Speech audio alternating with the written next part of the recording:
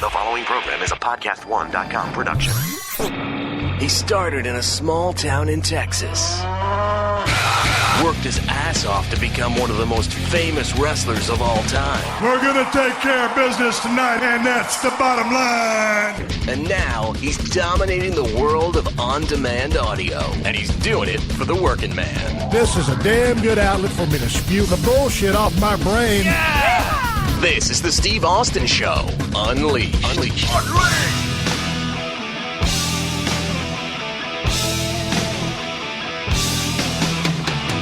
All right, everybody, welcome to Steve Austin Show. I am coming to you from South Texas at the Broken Skull Ranch, out here in the middle of nowhere, and it is absolutely wonderful. Sun is up in the sky, got a nice breeze going, fixing to get on my Kawasaki mule and go shed hunting, looking for some horns at the deer shed. Hey, before I do that, talk about today's podcast. I was going to do a Q&A today and answer the questions you guys sent into my email account. So many of the questions says, hey, when's Ted Fowler going to be back on the show? When's Ted Fowler going to be back on the show? Hell, Ted Fowler's going to be here on Friday, so I figured I'd wait on the Q&A, wait for Fowler to get down and talk to him, and kill two birds with one stone. Well, still need a podcast for the day. Well, that's where I brought in part 2 of my conversation with Adam Cole, the only 3-time world champion at the Ring of Honor promotion. So part 2 of my podcast with Adam Cole is today. He is my guest. He came to Studio 316 last Saturday, and we chopped it up and shot the breeze. Had a lot of positive feedback on that podcast, so I think you're going to enjoy him answering the questions that you sent in. But before we get to the body of the podcast, shit, we've got so many things going on here at the ranch, it's unbelievable. Rolled in from the airport, pulled up, went into the pavilion, came into the house, let the dogs go out to the front yard to take a leak, and goddamn, the grass is about a foot and a half tall. The grass is so tall that my wife said, mow the lawn first. Mow the lawn first. It was 5 p.m. when we got here. I went out to the barn, got on my John Deere riding lawnmower, and that son of a bitch needed gas. Fired right up. I drove over to the gas pump out here. The gas pump was completely empty. Ted had been telling me for months, we're low on gas. We're low on gas. One more time, we're low on gas. Shit, I didn't know he meant we was flat out of gas. Not a drop come out of the damn nozzle. So I rounded up the last of my 5-gallon gas cans and filled up the lawnmower. Came in and mowed the front yard. Killed all the damn grass down to about 2 inches tall. Looks like a golf course. In the process of mowing that grass, the breeze was blowing the grass back up on me. And I was wearing my standard wearing outfit. Camouflage shorts, dry fit shirt, sleeveless. That breeze was blowing that grass back up on my shoulders. And I started thinking about chiggers, red bugs, kind of itching a little bit. But I said, man, I'm just going to have to man up, put through this, and just mow the grass. Well, that's what I did. I mowed the yard, and it looks great. Problem was, those red bugs, those chiggers I kept talking about, thinking about, thought that I was going to escape. I didn't escape. I come inside, and my wife says, Jesus Christ. And she's looking at me like I'm crazy. I said, what? She goes, go look in the mirror at your shoulders. I went and looked in the mirror, and it was like, well, how would you describe it? I looked like I had chicken pox on my deltoids. I had about 30 big-ass whelps on each shoulder. I would send a picture out on Twitter, but I look so stupid, it would be ridiculous. These sumbitches, I guarantee you these red bugs have been in my protein feeders because they opened up a can of whoop ass on me. My wife wiped me down with rubbing alcohol. She said, this will kill them. I don't think it killed them. I think they drank the alcohol, caught a buzz, and started digging deeper in my skin.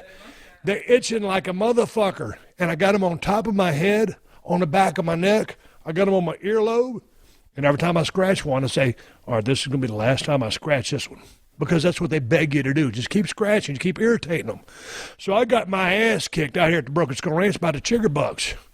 My wife was wiping me down with alcohol on a brawny paper towel. That's right, brawny paper towel.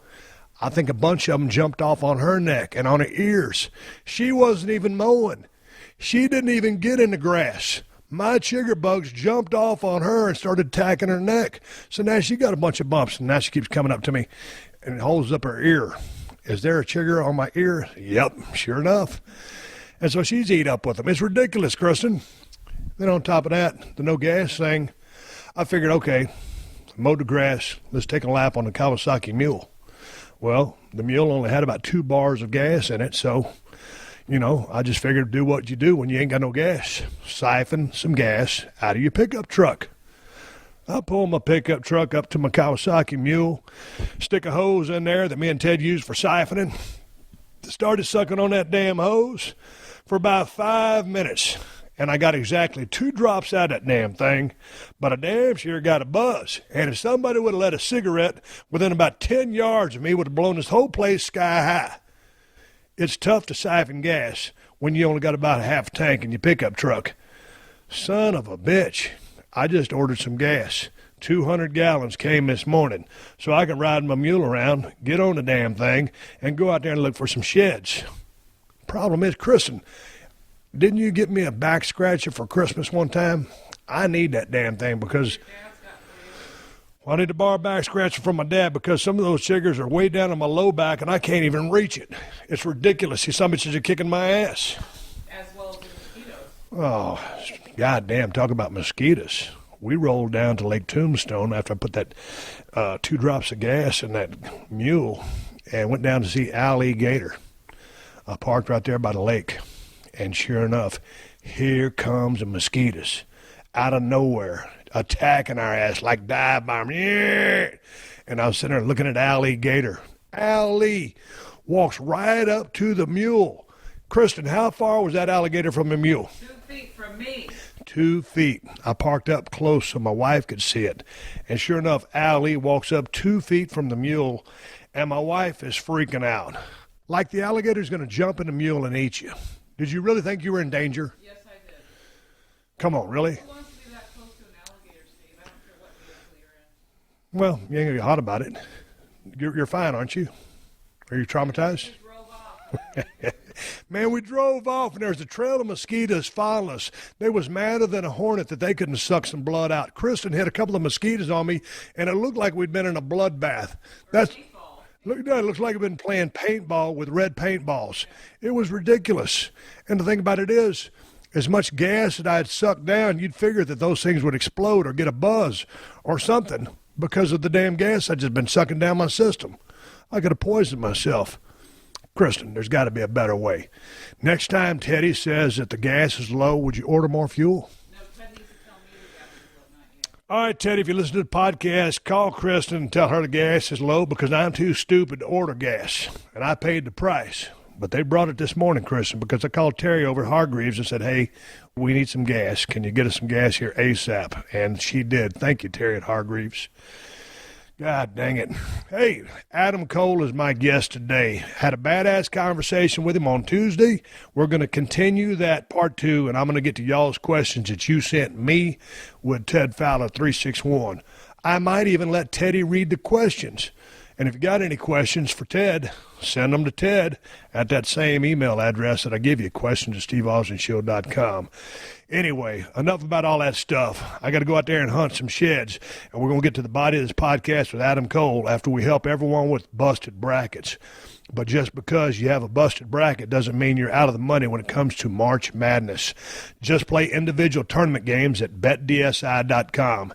And if you use my promo code, Austin25, you get $25 for free and a 200% bonus on your first deposit.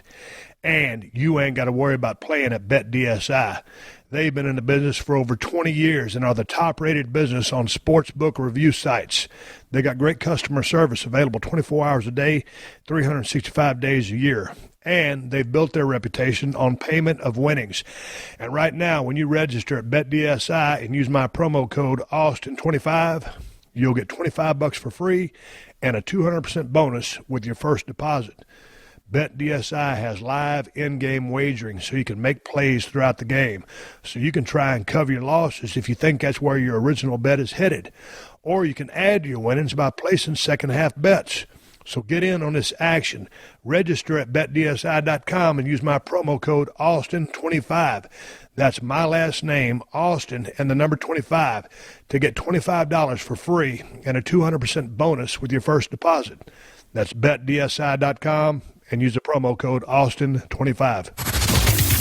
All right, it's March, which means it's time for the madness. And it's crunch time in the NBA. So you know we got it all covered on the big podcast with me, Shaq. And we're way more than just sports, Shaquille. So be prepared to laugh, folks, as we bring you the best basketball coverage, the biggest names in hoops, like Kevin Garnett, Chris Paul, Dick Vitale, Grant Hill, Chris Webber, and many, many more. The big podcast with Shaq. Check us out with new episodes every Monday at podcast1.com. Steve Austin Unleashed. All right, we're rolling sound, part 2 with Adam Cole. Adam, how are you? I'm doing great, Steve. This has been awesome. I still can't believe last week you came over to my crib and came in the back door through the alley. I know. Already blowing the spot. When you go home, do you go in your front door or your back door? I go in my front door. Okay. Hey, let's talk about, before we get to the questions that the fans sent in to my email account, you live in Lancaster, PA, right? I do. Yeah. Amish country, USA. Yeah, so are you much of a woodworker yourself? I'm actually not. I'm terrible with my hands, man. I'm terrible. But the the Amish are great. They actually built like an addition on my mother's house and everything, and you see them everywhere in their horse and buggies, but I unfortunately did not pick up that skill. So did you come by, to Los Angeles by way of Lancaster, PA, through Pensacola, Florida? Yeah, on the way.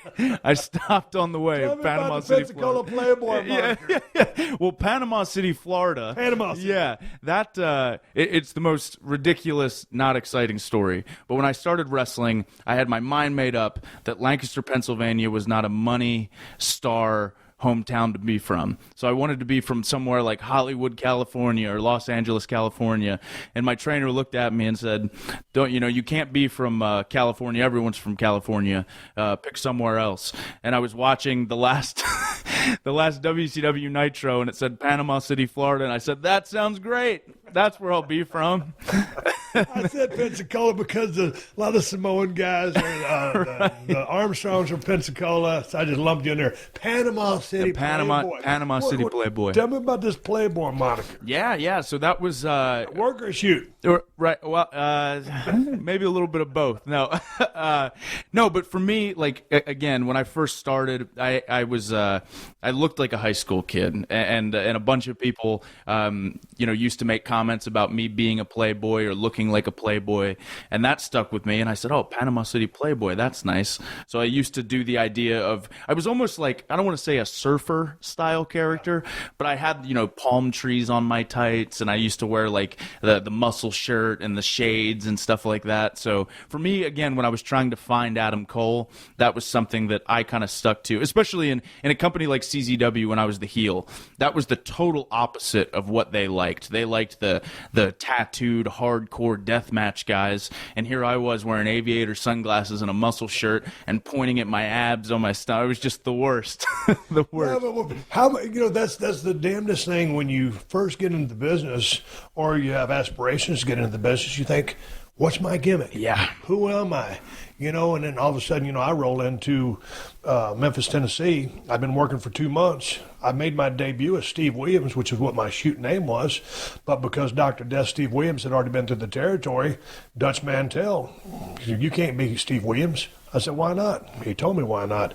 And he came up with the Steve Austin name. Well, he gave me 15 minutes to come up with a name. I couldn't come up with a name. He gave me Steve Austin. I said, "I don't want to be Steve Austin, $6 million man." He goes, "All right, you got 5 minutes to come up with a name." Comes back, "What'd you come up with?" I said, "I ain't come up with nothing. You're Steve Austin." Well, it turns out it worked out for me. Right. But, back in the day, I was thinking Samson Sinclair. I had all these stupid names, when I think about them, back in the day. But, dude, it's a hard thing. But that's the importance of some of the things that we harped upon last week. Learning what works for you. Don't be afraid just to start somewhere and modify it as you go along, because I would say you're a long ways away from being the Panama City Playboy right now in your current mode. Exactly. Yeah. But you're so right. When you first start, you obsess so much on that starting character or who you are. But then, I wish I could go back and tell 18, 19-year-old me that the journey of finding yourself is the absolute absolute best process. Because again, I was smart about always trying new things and experimenting with new things, finding out what I was comfortable doing, what I felt that I did best to develop into this Adam Cole character that I am now. But that's just because I tried different things. I listened to other people. Other people would give me advice or opinions on how they think I should present myself. So now I've come up with the character that I am now. Yeah, man, don't be afraid to. There's a couple of questions here. People ask you questions about getting you started in a business. Sure. So from me to you that you're listening, hey, man, I started off as Steve Williams. Dutch Mantel gave me Steve Austin, ended up being Stone Cold Steve Austin. Happy and into the story. Just like Adam said, man, just start somewhere and commit. And then make changes on the fly, make changes accordingly. Experiment. If things don't work, try something else. Exactly. That's the thing about it. And also the thing is about, like we were talking last week, just going from town to town. Don't get stuck in a rut. Don't hesitate to always go out there and have fun and experiment with different things and different ways to play with the emotions of the people. Yeah, for sure. And because for me, especially in companies like we were talking about last week with like Pro Wrestling Guerrilla and Ring of Honor, when it's time to get serious, it's time to get serious for sure. But the crowd can also tell when you guys are having fun out there. And when you're having fun, they're having fun too, especially if it's not a big main event, blood feud type of angle. And then, again, with experimenting, and if the crowd can tell, I've noticed, if the crowd can tell that you're relaxed, they relax, and they have a blast too.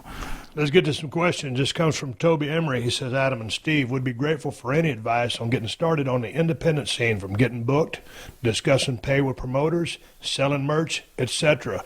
How long did it take you to get the ball rolling and get established? Let's start with the beginning part of that. Sure. Just advice to anybody getting started on the indie scene, from getting booked and then discussing pay. Yeah, the biggest thing for me, and again, this is what worked for me, I was a guy that was always available. I always made myself available. I would, my trainer was actually really great about, he would say at the end of training every week, he'd say, this is where I'm booked. If you want to come and help set up, help tear down, meet people, watch the show, and learn, you're more than welcome to. I lived at his house for a year and a half. I would go to every single show. I would drive him to the towns. We would go there. I would help set up the ring. So the awesome thing was, when I was ready to work, I was already familiar with all of these people because they had seen my face before. I wasn't sending an email or a Facebook message or a Twitter message. I was in their face all the time, showing them that you're a good person, that you're an accountable person, that you'll do anything that's asked of you. And then for me, everything kind of just fell into place because I was there and I was available. And especially in the beginning, too, I know at the end of the day, this is a business and this is a job.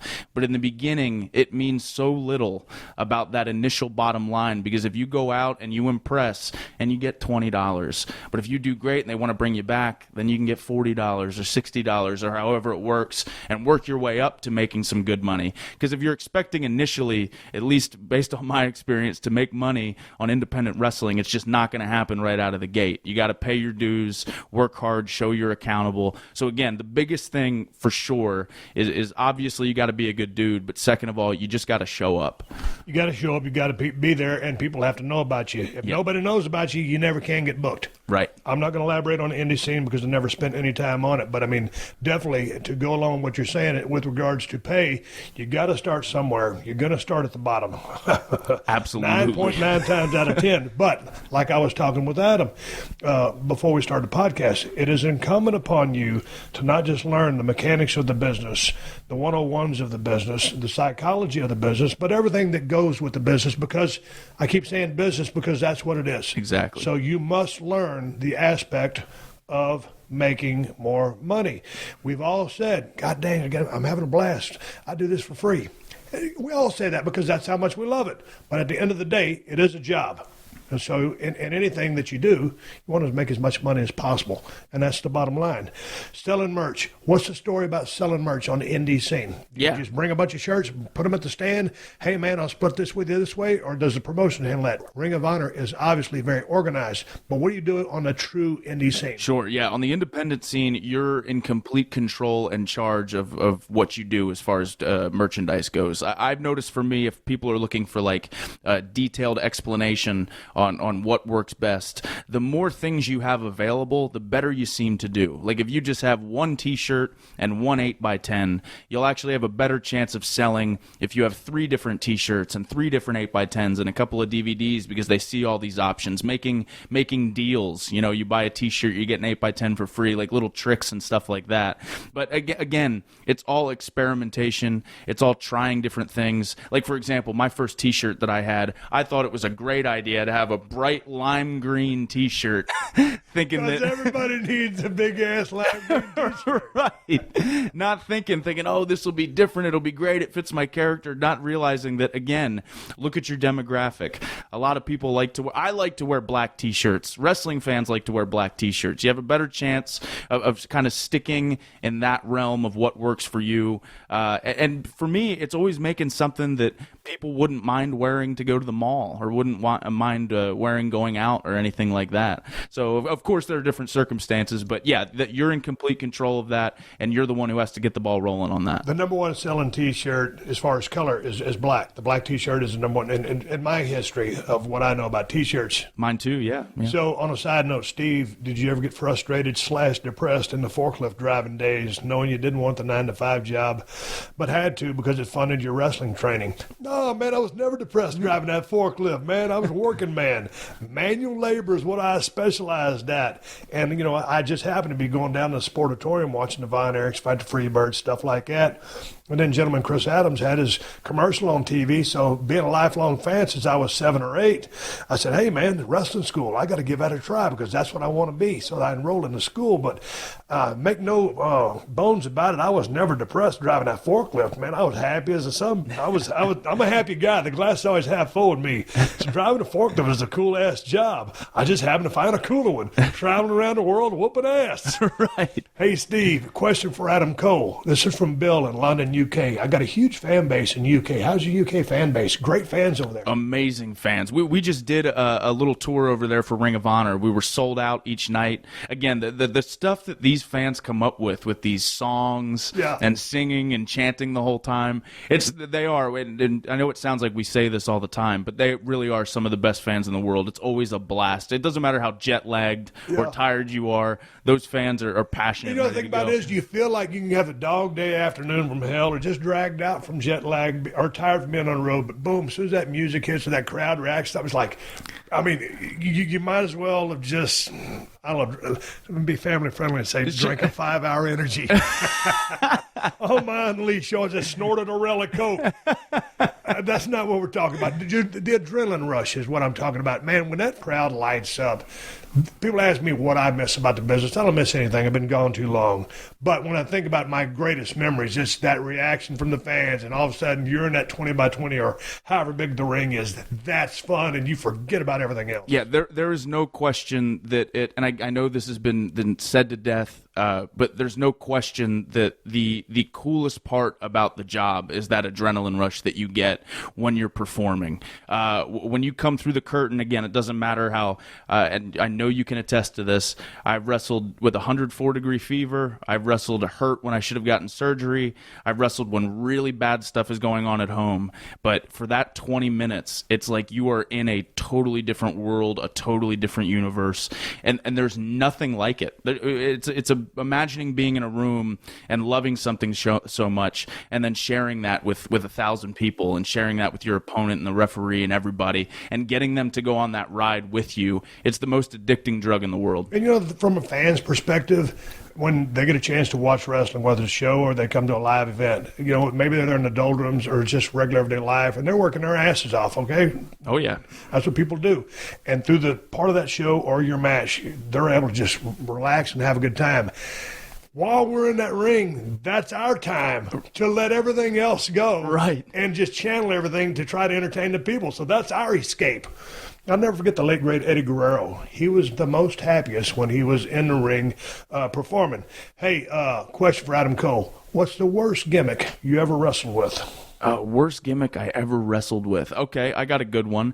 I did a show that was a charity event one time, and they asked me to do this character that you'll get a kick out of this. The name was Austin Uzi. Okay, I wore camouflage pants, a camouflage t-shirt, and a mask with bullet holes in it, and I came out to just the sound of gunshots, and I had to literally, Steve, pretend with my hands that my hands were guns, and I was shooting the gun, and the guy I was working with was selling it like I had guns. It was the most absurd, over-the-top, obnoxious gimmick I've ever had to do that made me go, man, there's some really weird moments in pro wrestling in front of like 60 people, you know. How did those 60 people react? Just laughter the entire time. Thank God. That deal wasn't for the gimmick. One of the guys who was there thought it would be really hilarious because at the time, you know, I'm like, I just start wrestling, so I'm taking everything so serious, and I want everything to go perfect. And I think it was more a rib on me to be like, hey, loosen up a little bit, you know. So, and I did. I had a blast with it. Here's the thing, man. When I first started in USWA Weekly Territory, man, I'm absorbing all this information. Get a chance to go to WCW. We're working our asses off, you know, 26, 27 days a month. And I'm in the ring and I'm just totally serious. A few years goes by, and then I finally realize, hey, you can actually relax and have fun out here. And you can smile kind of within yourself as long as you're in character, but you can have fun when you're out there. And when you're having fun, when you allow yourself to relax to that degree and you have that confidence, that's when you really start having fun and having your best matches. You know, the biggest key for me with relaxing and having fun was I stopped blowing up. Anytime I am too tense or too nervous or almost too focused, I need to get mentally in a place where I go, I got this. This is going to be a blast. I'm going to have a fun with the crowd out there. If I'm supposed to be intense, and this is again like a blood feud, still deep down inside I'm relaxed, and then I don't blow up. But when I first started wrestling, and every match was just me nervous to the 10th degree, I'd be in the lockup and I'd be blown up. So and it's amazing that you can do. I've seen people blow up walking to the ring. Yep. And that's when it doesn't matter whether there's 20,000 or 60 or 100. It's because you're so locked up inside that you're just taking a shallow breath. I mean, but there's also some more to it than just a physiological exchange of oxygen through the lungs. Because in theory, you're in great shape. But all of a sudden, you add the crowd and you add the fact that you're uptight, you just blow the hell up. Yeah, like the anxiety and the pressure that you had. Like I used to be, when I first started wrestling, it was the best thing I ever did. I used to be a big pre-workout guy before I wrestled. And now I realized I'm already jazzed up and excited enough and love this enough and have enough adrenaline. I don't need anything extra before I go out. Like for me, a lot of people ask like what my pre-match routine is. What is it? I'm not a big like do a ton of squats, do a ton of push-ups. I'm walking back and forth and doing some really deep breathing. I might even do some yoga poses almost. I'm trying to get in this relaxed state of mind, not this like super jazzed up, because I know the second I walk through the curtain, I'm going to be ready to go and the adrenaline's going to be flowing. Here's one. My pre-match routine changed from my Stunning Steve days in Tennessee to my Stone Cold days. When I was Stunning Steve in Tennessee, the name given to me by Dutch Mantell, had long blonde hair, pretty good body. So, man, I'd do about 50, 60 push-ups before I went out, kind of pump up the pecs, shoulders, tries a little bit. So I'd go out there. I was green as grass, but a pretty good-looking kid. So I figured, okay, if I got a little bit of a body, and I was in really good shape, that's helping me. But the longer you're in Tennessee, we call it the Nutrisystem territory, because everybody went there, lost weight, because you ain't making no money. So, man, after eating potatoes for I don't know how long, I trash can the potatoes, and I just going to limber up a little bit, then I go to the ring.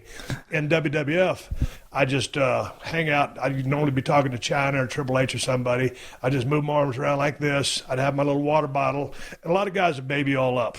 Baby oil is a pain in the ass because it's so slippery and unsafe. Because I was so ashy, because I'm just naturally ashy, I would pour water on myself just to make myself unashy, and I would look cool because I'm fixing to go beat somebody's ass. So I don't want to look ashy.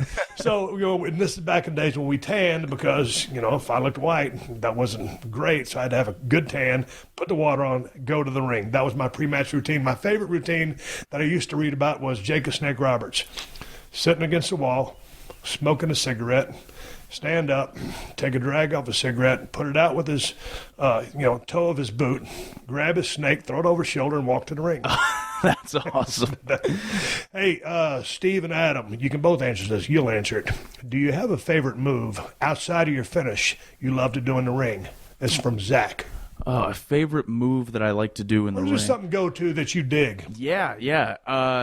For me, I mean, lately too. It's funny actually. We were talking last week about that blood match with Kyle O'Reilly where I was bleeding all over the place, and that was the first time I used the figure 4 as like an alternate finish for me. And ever since then, at that point, I hadn't really had a submission that I worked into my matches or into my structure.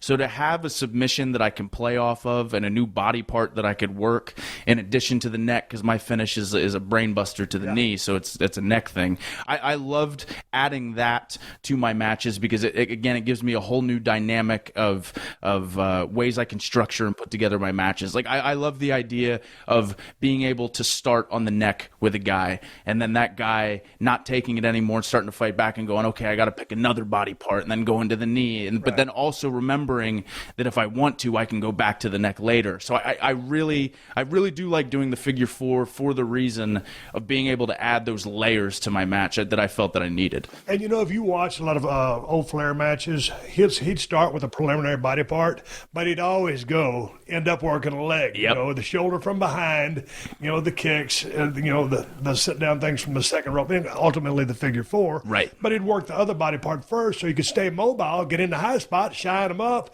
then start grinding down. Yep, exactly. Yeah. Because if I love that concept and that prospect or idea of again, like working a body part, thinking, okay, this isn't working, I'll go to another one. And again, like you said though, for match structure, the idea of I don't need to just kill and destroy the knee immediately, so the babyface can still shine up on me nice and be mobile and do whatever he'd like to do. But then later on, I can go to that knee and really, really put a pounding on it.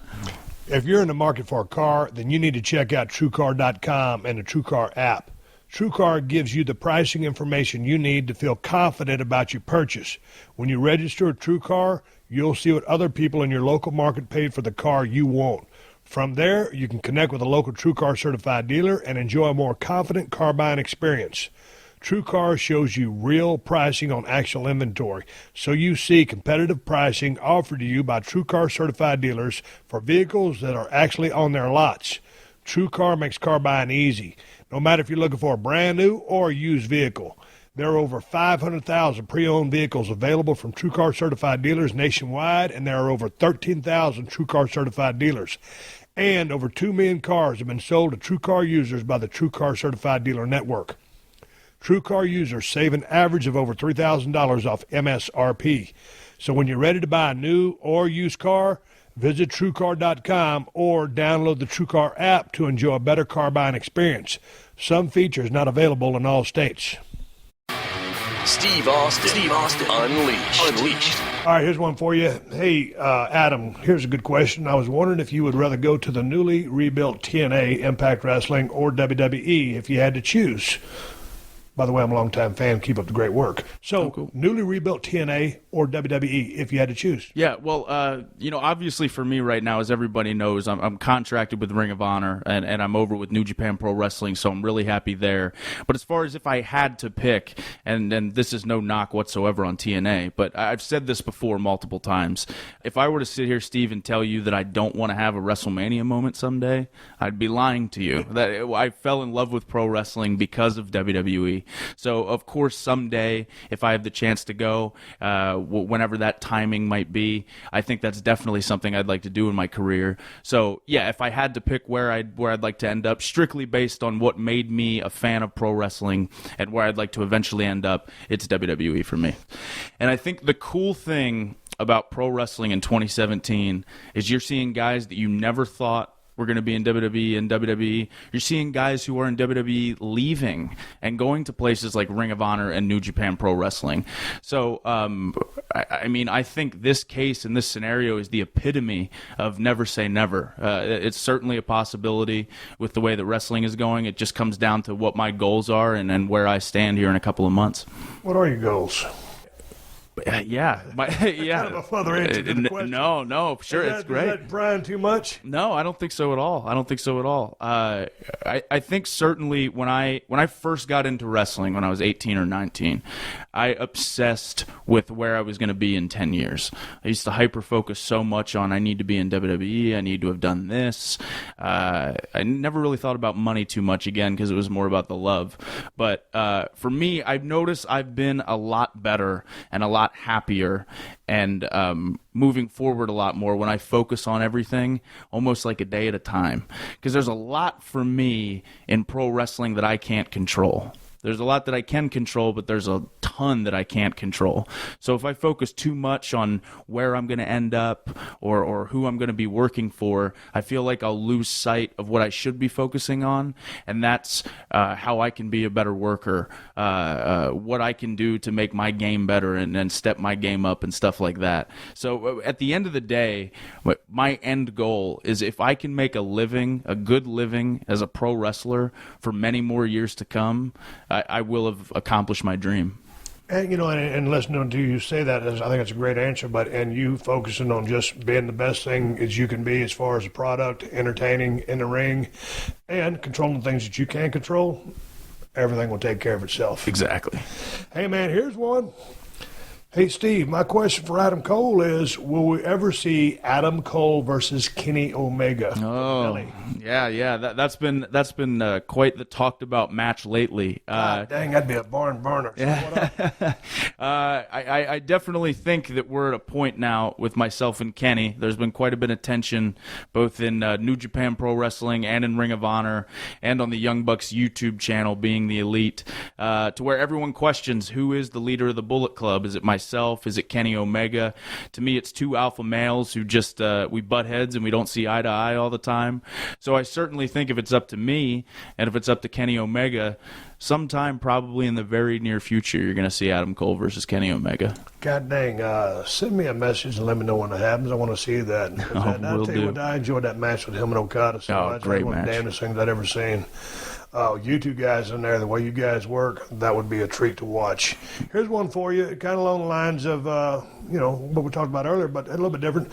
Would you like to start in NXT, or do you feel like you're ready for the main roster? Obviously, that's a WWE skewed question. Sure. So where do you see yourself if you were to go that route? Yeah. Do you need to go to NXT or main roster? Yeah, hypothetically, if I were to go to WWE, I would like to go to NXT first. The reason being is I think, first of all, that entire system looks like a blast to me. The fans, the entire adjusting to that style or that product, continuing to find myself in the actual WWE system. And on top of that, I think the comfortability of starting in a place like NXT and potentially succeeding in a place like NXT would give me a lot of confidence if I were to go to Raw or SmackDown. So I think the perfect idea, obviously NXT is not the place that I would want to be for my entire career. I eventually, of course, would want to get on the main roster. But the idea of starting in NXT, developing Adam Cole in WWE in NXT, and then going to a Raw or SmackDown would be my ideal scenario. I've heard a couple of high-level guys that did the NXT experience first and then go to the big roster, and they were extremely thankful that they went to the NXT experience to get them ready for the main roster gig, because it is, it's such a big stage, it can really be overwhelming no matter how accomplished you are. Yeah, exactly. Here's one from Chase. 2 questions. We already covered the Bay stuff. What is your favorite match of all time that you did not compete in? And I'm going to say that you can't say Austin versus Rock WrestleMania 17 or 15 because we've already talked about those. And I appreciate 17. Sure. It's a real honor to be able to inspire someone to get into business or whatever. But take that out of the equation. All-time favorite. Yeah, all-time favorite match. Man, I got a lot of favorites that kind of stick out in my head, but if I were to say my favorite match other than those two, for the reason of wanting to break in, I remember watching WrestleMania 25 with The Undertaker and Shawn Michaels, and at the time never seeing anything, the entire process of it being years in the making, it being these two guys going out and putting on a match that at this point pro wrestling fans have seen everything. They've seen it all, and for them to hook them and have them on so many of those false finishes in the go home stretch, and the facial expression of the Undertaker when Shawn kicked out of the tombstone and looking with those eyes like he just could not comprehend that Shawn Michaels kicked out of this, and hearing the coolest thing to me too was the pop from the audience was so different than a normal. When Shawn kicked out of the tombstone, it wasn't like a yeah, it was like this long extended conversation going on with the audience, realizing they were all watching something that was like once in a lifetime. Right. And that was how we all felt when we were watching it at home. I had been in the business at this point, but still watching that and thinking, if I could ever have something half as special as this, it would be the coolest thing in the world. So to me, that really sticks out as a really special, really awesome match to me for the emotion that they were able to get out of that crowd that night. So special. And that was an unbelievable match. When you talk about an older school match like that, but I mean like relevant to my standards or up to my athletic ability. I don't know if I'm at their league as far as portraying it, but I could do that. But seeing that you're at a different level physically when you see the stuff that, like Kenny Omega's doing, stuff that you're doing, the 6-man that I talked about last week, all the crazy dynamics and psychology and the fact that there's character-driven moments in there, that level of stuff, you're able to still have, older style matches that moved you at an emotional level as to why you like them. Because what really floats your boat? Is it the emotion of it? Is it the dynamic aspects of the athleticism? What is it really that hooks you as far as, God dang, that's badass? Sure. I've always been emotionally driven when it comes to wrestling. Again, I love athleticism. It impresses me each and every, like when I watch, again, the Young Bucks or Kenny Omega, they blow my mind because they do stuff that I could never do. But again, when pro wrestling, and everyone knows that what we do is a performance, when two pro wrestlers are in the ring and they get 80,000, 90,000 people to be totally lost in that moment with a combination of facial expressions and a guy's selling or a kick out that they never thought was going to happen. It doesn't have to be. It doesn't matter what move is being done. Good. It's the again, the emotion behind it and just the fans looking at each other. Like, again, to bring up emotion, one of my favorite moments ever was Brock Lesnar beating The Undertaker for the sheer emotion that the fans had. Like, fans actually leaving the venue and crying, and being so upset, and the facial expressions on all these fans. Like, it's the coolest thing in the world. My computer went off. Whenever you start drinking again, I owe you a beer. I'm actually not drinking anymore right now. I'm trying to get back in shape. Good answer. Here's one, and this comes from Megan. Any wrestler you'd really like to work with that you haven't worked with before? Yeah. For me, my number one guy would be Tanahashi from New Japan Pro Wrestling. Like, watching him, like, this guy is a bona fide rock star over in Japan. He can't even walk down the street without being stopped. The way he carries himself. I've always, there was a Wrestle Kingdom show where Nakamura wrestled Ibushi in the semi-main event, and then the main event was Okada and Tanahashi. And a lot of wrestling fans thought Nakamura and Ibushi was the better match. It was a tremendous match. It was amazing. But for the emotional reason, again, the way that Tanahashi sells and fires up and his facial expressions, I loved Tanahashi and Okada even more just because of the way that Tanahashi carries himself. He's a guy that I feel like I would learn a ton from. He's a guy who I think is the best in New Japan. He for me, is my number one guy I'd love to work with. He's just awesome. He's That's awesome. Interesting. All right, let's go to the next question. Look at my phone. It's still ringing. Still Sarasota, going. Florida. Leave me alone. I'm trying to have a podcast with Adam Cole. You believe this? Here's one. After becoming such a big part of PWG, which you're going to do tonight. Yep. You guys already happened by the time you listen to this podcast. Can you imagine stepping away from it? Well, of course, you got to be able to imagine stepping away from it. Right. So you got to go to the next level. Sure. But you've got to appreciate your time there and the opportunities it afforded you. Of course. And it certainly, again, like you said, you got to walk away from it eventually if your goals are to move forward. But it will be tough to walk away from just because PWG was kind of the start for me that got me noticed on the independent scene. Like even before I became Ring of Honor champion for the first time, I was the PWG world champion. And I got used to the pressure of being in the main event and following a card that was so stacked and having to think outside the box and make sure that I'm always doing new things. And again, those fans are some of the absolute best fans in the world. There's only about 400 or 500 people in that building, but they are fans of being known as the best wrestling fans. They have the time of their lives, and I really feel like I've grown as a wrestler in that company. So it'll definitely be hard to walk away from when that day comes. Hey, speaking of you being the PWG champion, how does it feel to be the only 3-time Ring of Honor champion? It's pretty surreal. Looking back as a fan when I was watching Ring of Honor and looking at these guys and considering them the absolute best in-ring workers in the world, I idolize these guys. And then if you look at the elite list of guys who have been Ring of Honor champions, Samoa Joe, CM Punk, Daniel Bryan, Seth Rollins. I mean, it's an elite list of guys. So to have a company like Ring of Honor have me or give me the ball and say we want you to be our guy for a record 3 times is so humbling, and it's also really motivating. It's like that kick in the butt that says, okay, they're giving me the ball. I have to do everything I can to impress. I'm representing the company right now. But that's a pressure that I actually like. I like when I have pressure on me like that because I feel like it brings out the best in me and it drives me to be better and forces me to be better.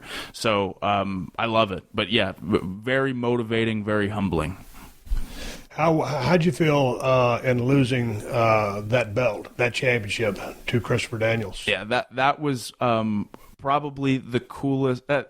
It was the coolest experience I've had losing the Ring of Honor World Championship, because I look at a guy like Christopher Daniels, who has been with Ring of Honor since the beginning. He represents and embodies what independent wrestling is all about. The guy is as humble as can be. He's continued to reinvent himself time and time again. He can still do things that athletically I can't do. The guy blows me away, and again, he represents everything that's good to me about pro wrestling. So for him to finally get that, and I know deep down how much it means to him, and to be the guy that was able to give him that moment, was just as cool for me as winning the championship. It was just as cool dropping the title to Christopher Daniels. I can understand exactly what you're talking about. I dig it. Yeah. Hey, Adam, this is from Patrick in Cincinnati. I travel a lot for work. Nutrition is hard on the road. What is the go-to place to eat on the road? Yeah, the big thing for me is you really can do okay at like a Denny's or an IHOP. You really can. Waffle House too? Yep, exactly. Waffle House too. When you get those breakfast foods, those eggs and the chicken breast or the steak and eggs, you can really get experimental. So if you have time to sit down and eat, a place like a Denny's or an IHOP always works good for me, or a Cracker Barrel is really good too. Cracker Barrel is. Michelle sent this in. Did I already ask you what was your favorite match that you were in? Oh, no, you've not asked me this. Okay, what is your favorite match that you participated in? Yeah, for me... Man, there's been some barn burners. Yeah, there's been a couple. The part of me more than a couple. You're talking to 3-time Ring of Honor PWG champion. Come on, man, give yourself a little credit. Trying to play the humble white meat baby face. You're running heel. With the part of me wants to say the match where I bled in New York, but since we've already talked about that a lot, I will say probably my favorite, again because of the moment, was the first time that I won the Ring of Honor World Championship. This was a really cool moment. It happened in Philadelphia in the National Guard Armory, and I went to my first Ring of Honor show when I was in high school with my 2 best friends, who are still my best friends to this day. And we went and we watched Ring of Honor for the first time, and we were blown away. We were so motivated to train someday, and we said, "Oh God, we're gonna do this. We're gonna do this." So fast forward 6 years later, and I'm in the ring, in that exact same building, wrestling for the Ring of Honor World Championship. I win the championship, and my two friends who went with me were sitting in the exact same seats that we sat in. So that was like such a cool full circle moment for me, where I was like, wow, life is crazy sometimes. So who'd you win that championship from, the first one? Yeah, I beat Michael Elgin. There was a tournament where Jay Briscoe had to relinquish the championship. Only time it's ever been done before, but he had to relinquish it for an injury. So we had a tournament that led to me winning the championship. I was white meat babyface at the time, and then actually turned heel right after that and go into a feud with Jay Briscoe after that. This question comes from Impact Monaco. What is who is your favorite opponent in your entire career, and why? Yeah, my favorite opponent in my entire career, and we talked about this the other week, is AJ Styles for the reason of, again, everybody knows how good and how talented he is. But when I was out with my shoulder surgery, I had not been in a wrestling ring, like stepped inside a wrestling ring for 4 months. So I get there that day. I know I'm wrestling AJ Styles in the semi-main event, and I'm a nervous wreck, obviously, wondering if I lost a step, wondering about my wind, wondering about all that stuff. And AJ looked at me and he said, "Don't worry, man. I'll take care of you. We'll have a great match." And we did. We had a great match. And AJ deserves so much of the credit for that, because again, this is a guy who hadn't been in a wrestling ring for 4 months and was a nervous wreck. So AJ, again, it's just a testament to AJ's timing, his execution of things, him knowing where to place things and why, and me just kind of going along for the ride and listening to AJ at that time. So he for me, was just, he made it feel effortless. He made it feel totally effortless. Okay, so here's a question. I'm assuming you were working baby. Yeah, I was working babyface that night. We were doing me just returning from injury and realizing that the fans were going to be positive about me returning. It was a surprise, so we kind of owned the fact that I was a babyface. So it was a babyface match, yep. Oh, so he's working baby too? He was working baby also, yeah. That's interesting. Yeah. Which you do see quite a bit in Ring of Honor. You see quite a bit of that babyface versus babyface. Well, a lot of people get hung up on that. Oh, somebody's got to be the heel. No, it doesn't have to be the case. Right. As long as it's a competitive match, people are going to just fall in line and just go with the flow. Sure, and the main event, of course, featured a heel versus a babyface, and most of the card that night was heel versus babyface. But every now and then in Ring of Honor, for strictly dream match selling DVDs or selling VODs or selling tickets, they will do a strong top babyface versus top babyface match. Man, back in my days in USWA, man, we were working like National Guards, little building and stuff like that, and two babyfaces on the card at the time in the territory were Matt Bourne, who used to be Doink, passed away, against Jimmy Jack Funk. And not of the Funk family, of the Portland wrestling family. Anyway, Matt Bourne and Jimmy Jack Funk, they were having a 15-minute babyface Broadway.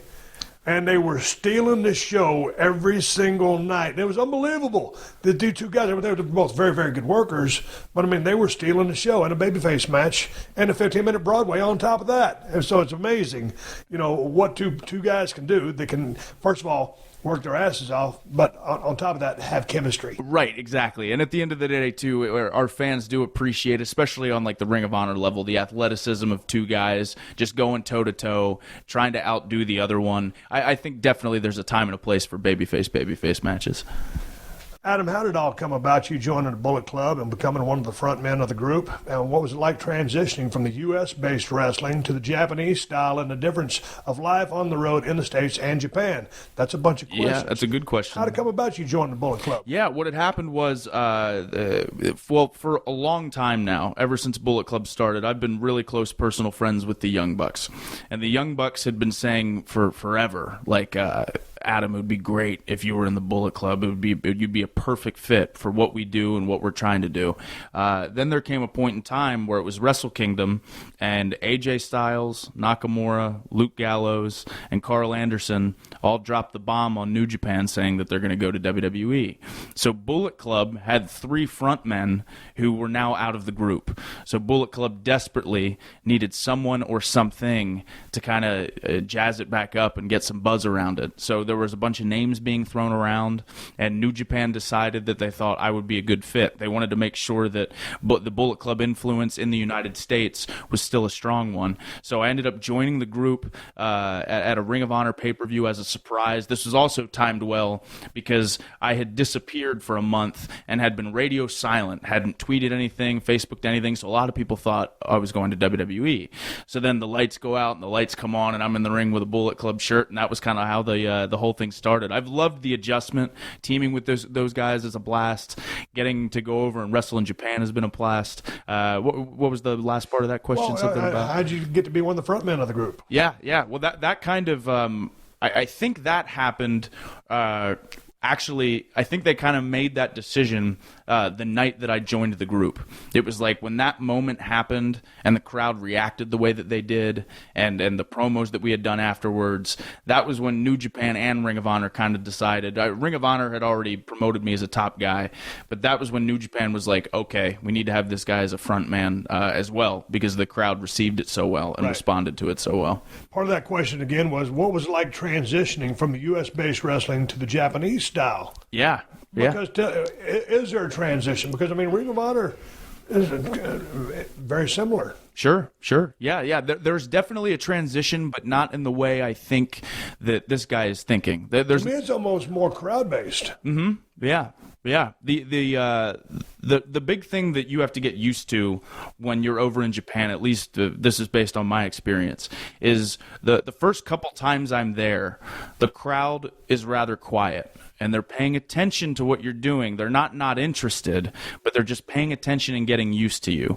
So it's making sure that you're comfortable in that fact of establishing yourself over in Japan. I've noticed now from the first time I went there to the last time I was just there, we had a double shot in Korakuen Hall. And the difference between the first time I was in New Japan to this last time was night and day, because now the audience is familiar with me and knows what I do and knows who Adam Cole is. So for a lot of guys, it's getting comfortable with the idea of going out there and wrestling and not having a crowd chanting and yelling and screaming the whole time, and knowing that if you do take your time, they are paying attention. I even think in Japan you can take your time even more than in the States. Really? I think you can go even slower, because it's over in Japan, it's like when the match goes over that 20-minute mark, there's this change in the room. It's like they know they're watching something epic and special, and they know that we're exhausted and we're tired, so they become more invested and hang on every false finish even more. It's really, really cool to be a part of. But is that because is a Japanese crowd more respectful? And I say this with respect to all of the United States crowds I wrestle in front of, but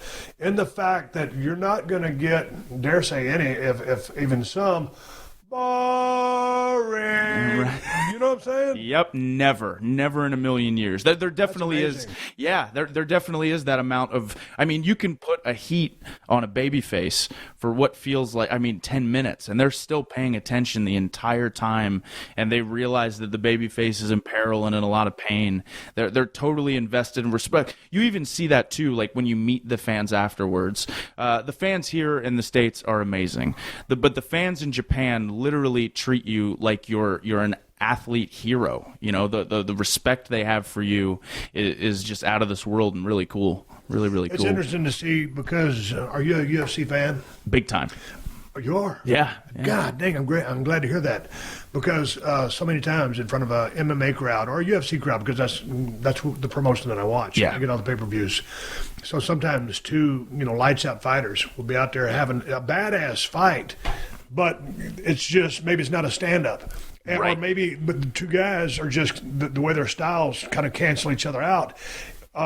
On what you're seeing isn't exactly what you'd like to see, but it's the match, it's the chess match that's happening between these two badass fighters. The crowd will start booing them out of the building. It's like, dude, these guys are giving you everything they got. Right. You get in there with one of these guys and see how it goes down. Right. And so they'll start booing it because they want them to stand up and bang. And so sometimes the UFC crowd, and love them to death, but they can be the most fickle crowds that you can work in front of. And these guys are fighting in front of. Exactly. They ain't working them, they're fighting them. Right, yeah, like if they're on the ground and again, it doesn't look like much action is going on, but really they're working so hard. And like even going back to New Japan, that's the really cool thing also, is two guys can be on the ground and someone like Shibata can be struggling in a guillotine choke and then eventually reach out and get a double wrist lock and start turning it, and the crowd will be going along with it the entire time because they know that they're working on the mat the whole time. The New Japan crowd is really smart about that kind of stuff too.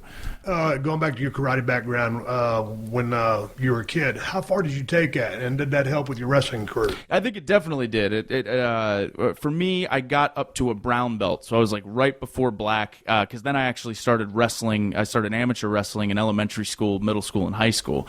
So then I started focusing on that. But I definitely think it did, because you're getting thrown and stuff like that, and almost subconsciously learning how to fall. It was cool to just be physical at that age and just kind of roll around a little bit. And just, again, staying active was something I always wanted to do because I knew I wanted to be a wrestler. So the more active I was doing anything like karate or wrestling or anything like that, I think definitely helped. But I think anything that's structure-based or helps you with footwork or just with striking or anything of repetition in the athletic vein is training, and you can build upon that with your pro wrestling skills. It might be entirely different, but just having that base knowledge will transfer. And also, we used to do things called katas, where it would be memorized punches and kicks and things like that. That definitely subconsciously helped in the long run, for sure. I think that helps a lot of stunt guys who have karate backgrounds because they lean on that. And I'm thinking, man, how are these guys coming up with this? Because, man, I don't know any, that type stuff. Yeah. And so when you watch the stunt guys, that's what they do. But also people with the karate background or whatever, because of the katas and stuff, they have something they can always go to or lean on,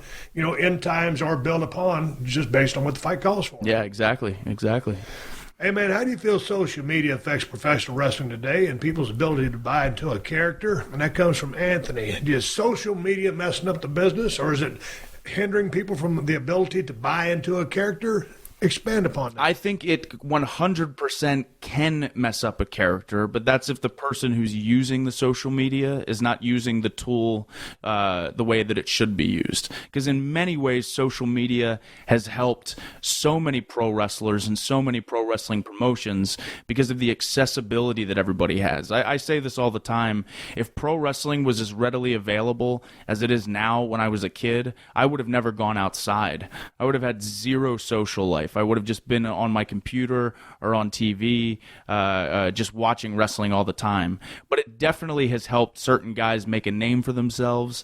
It's helped a lot of guys get over. If guys commit to their character on social media and stick to it and, promote themselves with videos and things like that. I know guys for sure on the independents who have gotten booked at a place like PWG strictly based on a YouTube clip that got like a ton of views. So social media can definitely help people. If you don't use it properly, it can hurt you though as well. Here's a question, and then we'll just shoot the breeze from here on out. Sure. Shannon Harris. Adam opened some of his promos by saying, "Who's ready for story time with Adam Cole, baby?" Where did the story time concept come from? That was a complete offshoot. That was not a planned thing whatsoever, which is cool because that's always kind of where some of the best stuff happens. What happened was I was in Chicago, and we had beat down a guy on our roster named Hanson, and I was in there with Mike Bennett and Maria Kanellis, and we're sitting there and we're putting the boots to him, and I grabbed the microphone and I was feeling real smarmy, and for whatever reason, who's ready for story time with Adam Cole, baby, went in my head because they were sitting down like Indian style. And so then I sat down with them, and then the crowd started chanting story time, and I was like, oh, maybe I have something here. So now I've just made it my opening promo line 9 times out of 10.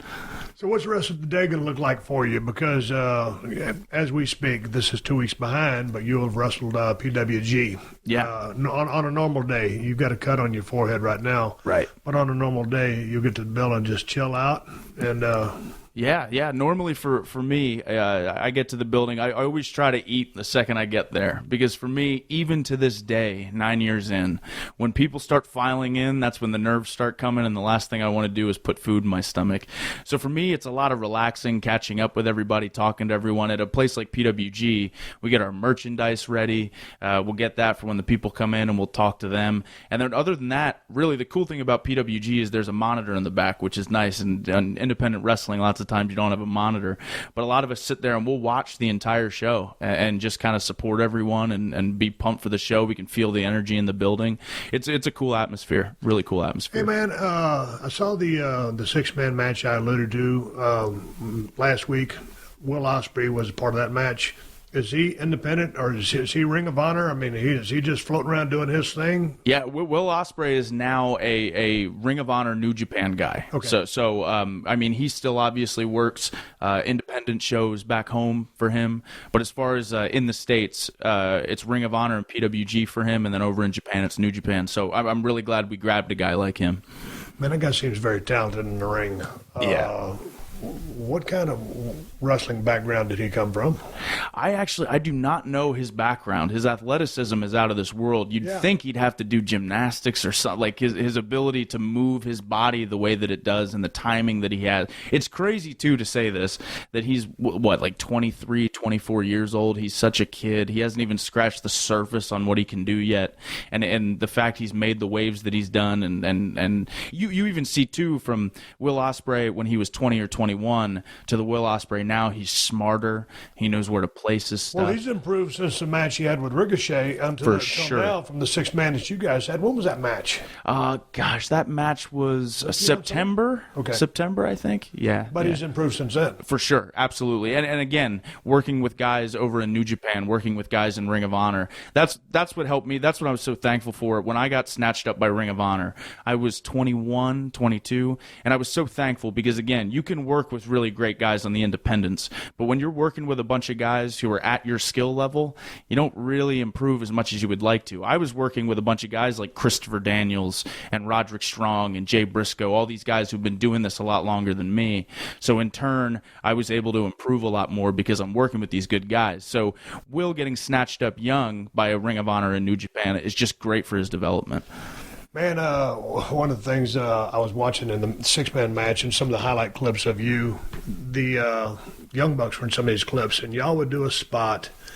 Can't remember how the spot happens, but those guys lean in to kiss you on each of your cheeks. And I think one of the things you dip down or whatever, they end up kissing each other. Right. Now, who invented this kiss spot? It's fantastic. I love it. I blew me out of my seat. Yeah. Oh, y'all come up with this. It was great. That's all. The Young Bucks come up with so many different hilarious outside the box things to the point where I've come up with stuff for myself even in singles matches because I start to think the way that they do and the way they put stuff together. But just for a while it was one of those things where at one point we pinned a guy and they kissed me on the cheek and a bunch of people took the picture and was like, oh, that's hilarious.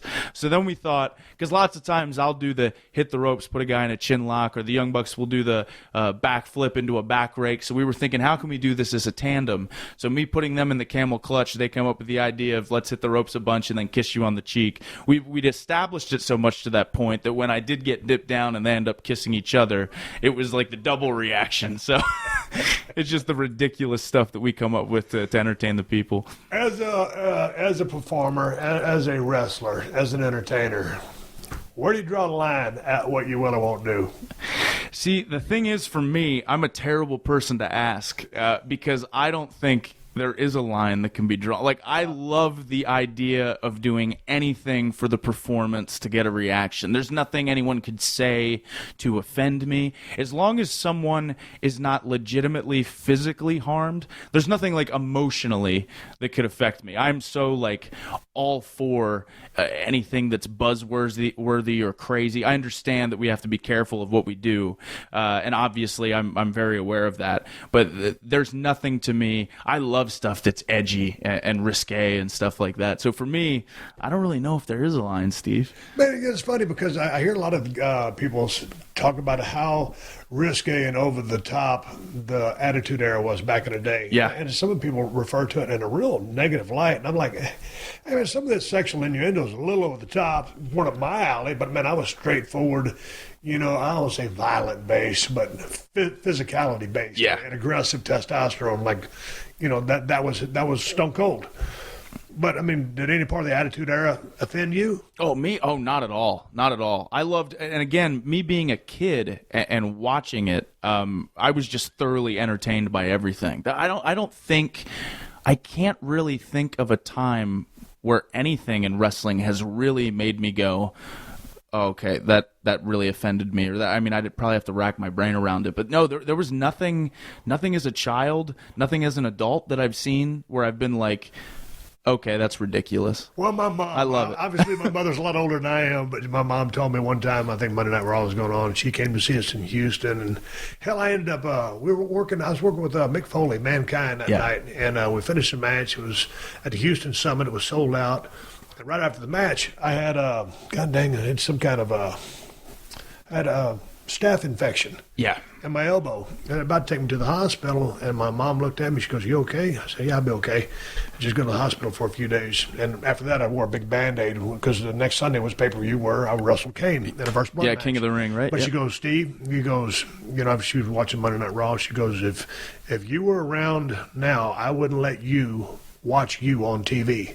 Meaning the Stone Cold character that I had become and embodied, was that she would detract her son from watching me do what I did. Oh, there's definitely been stuff that, like, this was very embarrassing, and I won't actually say what I used to say, but in PWG years ago, I like the number one or one of the number one viewed YouTube videos of me on YouTube is me saying, "Suck my..." Yeah. You guessed it. And my mother went to show her coworkers what I do, saying my son's a pro wrestler, and that's one of the first videos that pops up. So that was really embarrassing. That was the only thing she's ever questioned me on. I don't know if I like you doing that. People, one of the number one things I always get asked about is just stories on the road. And Sure. A lot of times, some of the stuff we go through, people won't believe. What's some of your most outlandish stories from the road? Yeah, the number one thing that sticks into my head is again, when you first start wrestling, there's a lot of sacrifices you have to make, and one of those things when I first started going overseas was. Lots of times, these guys were so cheap on bringing you over that they wouldn't give you a work visa either. So you had to lie about why you were there, or say that you were there to train, or there as a college student, or whatever. And I went over to England one time, and I explained how I was there for Oktoberfest, and then I was going to go home a week later, and all this jazz. And the guy was listening to me and talking to me, and he goes, "Okay." He goes, "Yeah, just go sit down over there on that bench over there." And I already knew I was in trouble. So I'm sitting down with all these other people. About 45 minutes later, this guy comes and grabs me, and he pulls me into a room, like an interrogation looking room. And he sits down, he folds his papers, he lays it down, and his first thing he says is he looks me right in the eyes and goes, "What's your connection with the Filipino government?" I was like, "What?" And he goes, "Do you know anyone from the Philippines?" I was with two other guys too. And I said, No, I don't know anyone from the Philippines. The other guy says, "Yeah, no, I don't." Sammy Callahan was the other guy. And he goes, "Well, I might know somebody from the Philippines." That was the floodgates that were opened. We were in there for 5 hours. We were fingerprinted. We got mug shots taken of us. It was this whole huge ordeal. Eventually, they had posters of us and found out we were wrestling and on the wrestling show. And thank God they ended up letting us through. But that was a big scare because, if you have deported on your passport, that's never a fun situation to be in for a young pro wrestler. Why the blue hell does Sammy say, "I might"? I have You're ribbing me, right? no idea. You never say that. No idea. It's like going through security line these days and mentioning anything that you're not supposed to mention that's going to get you, booted out of line because of the obvious, how PC and everything is at the airports these days for the obvious reasons with all the stupid stuff. Sure. You just don't say certain things. Right. Hey, anything about bullets, anything about bombs, anything about explosions, even if you're joking with your friends, if somebody hears that, you get yanked. I got a funny story that I don't think Jay Briscoe will mind me telling because he's told quite a few people, speaking of, going through with TSA agents. So me and Jay Briscoe were in the middle of our feud. It was a year-long feud. We were going to pay it off in New Orleans in ladder war and have this big ladder match where Jay Briscoe made his own version of the Ring of Honor World Championship, and I had mine, similar to the Smoking Skull title. Yeah. And we had both belts above the ring. We're ready to build to this thing. And Jay Briscoe thought to come to the ring, he wants to come to the ring with a hollow hand grenade around his neck. So he brings it with him on the carry-on, and he says, hey, this isn't real and all this. I'm just going to put it through. And the guy mustn't have been paying attention because he said, that's all right. I'm in front of the line, and I get through security, and Jay's behind me. He puts it through, and you just see the lady push it through the thing. She looks back at it and goes, oh, dear God, that's real, and sprints away. And Jay's like, no, wait. In seconds, like 12 cops are all around Jay Briscoe. He almost got arrested just trying to bring this hand grenade with him. Obviously, he couldn't take the hand grenade with him, but he thought it was a good idea at the time. God dang, one of the things that used to always bother me was going across to work in Canada. I love working in Canada, but you talk about a tough-ass border because so many of the guys back in the old school days will get popped with pot or whatever going across. And so, and pot smells, very loud. Yeah. It's just very easy to detect. An old story, and I think I can tell this story because it's been around for a million years. But Iron Sheik was over. I guess Sheik used to love to smoke dope. Crossing the border, and one of the other boys was in line, and so I had about, a quarter-ounce bag of dope, and he put it in a dude's bag in front of him. And so ends up, everybody makes it across the border okay. Once they've crossed the border, he goes in his bag and pulls his gimmick out. And the guy goes, I can't remember who the guy was. He goes, Sheik, what are you doing, man? If I'd have got busted with that, I'd be doing time. I'd gotten in a whole lot of trouble. And Sheik just said, better jabroni get caught than Iron Sheik. Thank you, Baba. And I've heard a million Sheik stories, but that one always stands out to me. It's like, you put a bag of dope in somebody's bag. That's not ballsy. I mean, that's just flat out. You're messing with the guy's livelihood. Yeah. And so the guy was really pissed, but, Of course. Better jabroni get caught than Sheik. And Sheik, if that's not a true story, please correct me. But I know for a fact it's a total shoot. Yeah, Canada is I think it's amazing of all the places that we get to travel. It's amazing. Canada is by far the toughest. It is. They stop everybody every single time. Well, you can imagine too. There's these, 12 wrestlers in a 13-passenger van packed in with all these bags. Of course, that screams suspicion right away. Even if we have the right paperwork, they still want to look through everything. We look like a band of misfits together. So, but yeah, every single time we get stopped. I got to give him props for running a tight border. Exactly. Right. Better than being too loose. Unlike a place like Germany, they don't even look at your passport. For every single time I've gone to Germany to wrestle, I hand them my passport. The guy doesn't even look at me. He just grabs it, stamps it, and I go right through. So that's easy peasy. Man, I was filming a show in Mexico a couple of years ago. It was called Redneck Island. It used to be on CMT. And we would film 3 different locations. But just flying across to Mexico, when you go across, you've got to, before you clear customs, put your bags through the scanner again, right? Right.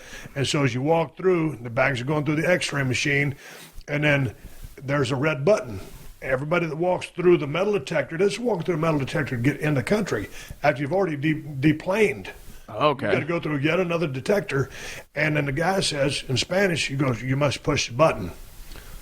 I'm always thinking, okay, if I push a button, what's going to blow up? Right. Like, what's the gimmick? And the guy says, push a button. And I'm a wrestler, right? Well, I've been in the wrestling business, forever. And I'm thinking there's a rib on the other end.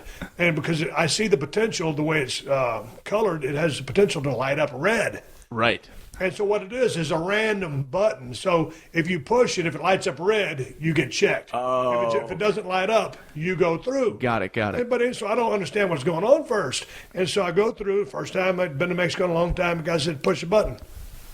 I looked at him and said, no, you push it. It's still my turn, but you push it. He goes, no, you have to push it. So I said, all right, I'll push it. I pushed the button, nothing happened. I went through. Sure enough, the guy behind me pushed the button and it lit up red, so he got checked. And through I didn't have any gimmicks in my bag, nothing like that was going to incriminate me, but just, dude, when they pull your stuff out in Mexico, it's in front of the world. My wife came over to see me. She said, do you want me to bring you anything? I said, yeah. I said, the rice over here is terrible. Bring me 2 bags of jasmine rice. Quality jasmine rice. That's all I'm talking about. Right. So she brought a butcher knife because my wife likes to cook. So to cut my chicken and all that stuff, she brought a knife, 2 bags of rice, some other vegetables and junk fresh from the United States. So she goes across. Sure enough, bam, pushes the red button, gets scanned, and it starts going through her bag. And of course, the person over is not bilingual because there's no Americans going over, right? And then the lady picks up the bag of rice like she'd never seen it before in her life. Got a kilo of cocaine, jasmine rice. She goes, look at this. Oh, what this? And I'm thinking, I'm putting myself in my wife's shoes. They're going to be too small for size 8. I'm thinking, what's this? It's friggin' rice. Right. What, are you kidding me? This is Mexico. You're acting like you don't speak English, but if you can't tell that's rice, you don't need to be working the TSA on the Mexico side. Now were they You think freaking? it was a kilo of coke? Right. Were they freaking out about the knives though? Did that? No, they didn't even notice the knives. Gee, of course. That's the thing. Of course. Yeah, so she gets there. She's going to butcher anybody, but she wasn't going to she wasn't going to cook anybody no rice. But that. So and because one of the bags was a little bit opened, and so they kept both bags of rice. I'm saying to my wife before she could tell me the story, she said, "Bring my rice." She goes, "Oh, you're not going to believe it. They held it up at the border. Why would you hold up somebody's rice?" But anyway, I mean, so, dude, this dude when she was getting ready to go back, there was some dude who was real sketchy looking, had a prescription bottle. He had a lot of pot in there. All of a sudden, he goes through. The guy looks at the thing, and he buds in the prescription bottle. Yeah. And he was sketchy as hell, wigging out on something. They just let him through like it's nobody's business. My wife can't bring me no rice. Right. So, that's my Mexico travel story. Hey, God dang it, let's wrap this thing up and ride off in the sunset one more time because this show is going to play before you guys go down to Lakeland, Florida on April 1st. It's Ring of Honor, Adam Cole. You know you're going to be wrestling? Yeah, actually, it's not announced yet, but but this match that will be announced, I promise you, is going to be one that's going to make our fans and anyone who's looking to check out Ring of Honor, they're going to be really excited about it. It's a first-time ever match, so it is going to be exciting. But again, WrestleMania weekend is the best weekend of the year. Ring of Honor is going to bring out the big guns like we always do. It's going to be in Lakeland, Florida. It's going to be awesome. It's a huge venue we're running, so I'm sure we have seats available, and it's definitely something you're going to want to check out. Again, you can go to rohwrestling.com for more info on that, and then you can see if we're coming to your town. But specifically, Supercard of Honor weekend, April 1st, Lakeland, Florida. It's going to be awesome. Okay, and I'm a WWE guy, so don't forget about WrestleMania. It's on the 2nd. And you can go to WWE.com to find out where you can get tickets. Ticketmaster, everybody knows about WrestleMania, but I got to get my stuff in, too. Of course. Adam, it's been an absolute pleasure talking to you for 2 weeks in a row or 2 episodes in a row, whatever it turns out to be. I never know because that's how I run my show.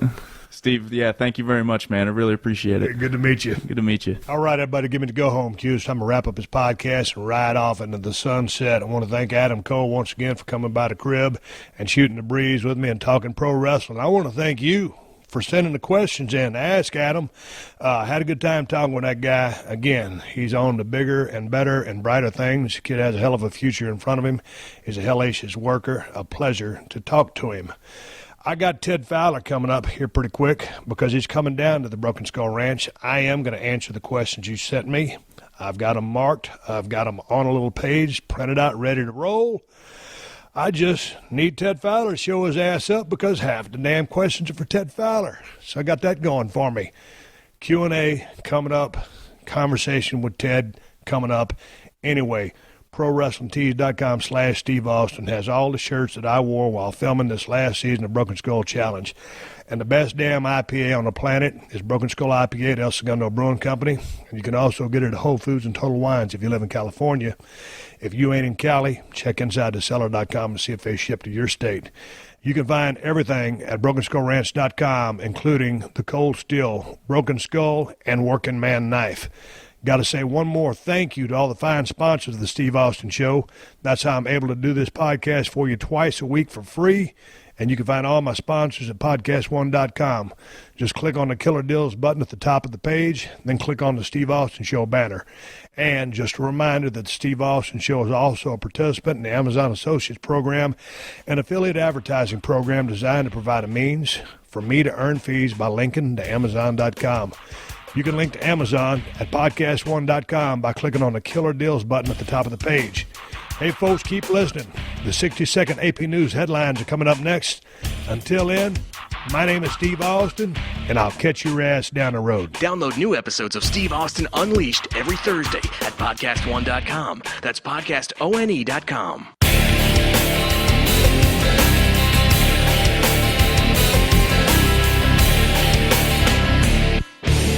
name is Raven, professional wrestling superstar, world-class idiot, and raconteur extraordinaire. Join me for my new podcast, The Raven Effect. It's every Monday here on the Jericho Network on Podcast One. We'll be covering current events and any and all topics that can be properly bantered. Download and listen to the show on PodcastOne.com, the Podcast One app, or subscribe on iTunes. Quote the Raven, nevermore.